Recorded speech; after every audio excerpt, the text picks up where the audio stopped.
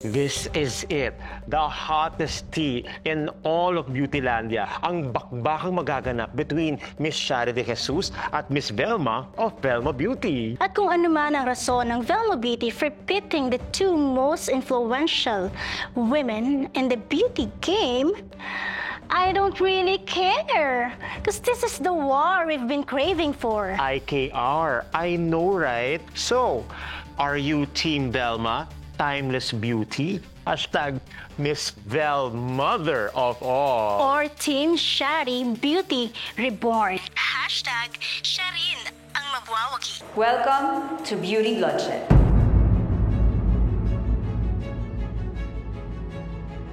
Maraming salamat, Sylvester. Of course.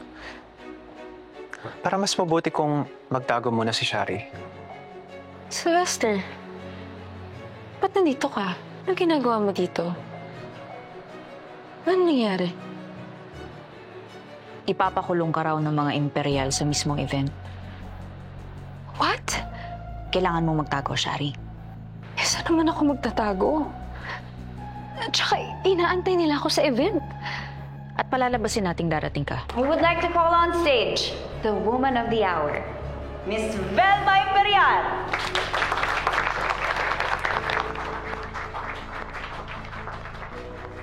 Everyone, get your cameras ready. Ang revelasyon na to ay tungkol kay Velma Imperial. It's me, Shari. Hanggang live feed muna tayo today. Because Velma Imperial is threatening me. At dahil dyan, get ready with me. But first, let's apply primer. While I'll tell you the truth. And nothing but the truth sa mga kahayupang ginawa ng mga imperial. May kinalaman si Velma Imperial at Eddie Imperial sa pagkamatay ni Helena Alfonso. Stop this video now! Inups na talaga. Sabi sa'yo scam to. Halika na nga, umalis na tayo. Jana, may banana. Raymond, my almond. Jana, may banana. Raymond, my almond! You know what? I wait for a moment like this. I am so excited. I cannot hide it. You're so funny. That's what makes you so beautiful. That is the way I like it. Aha. Aha.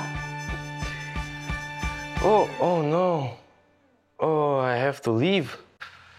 I have an important call to make in the hotel. But we will see each other again. Of course.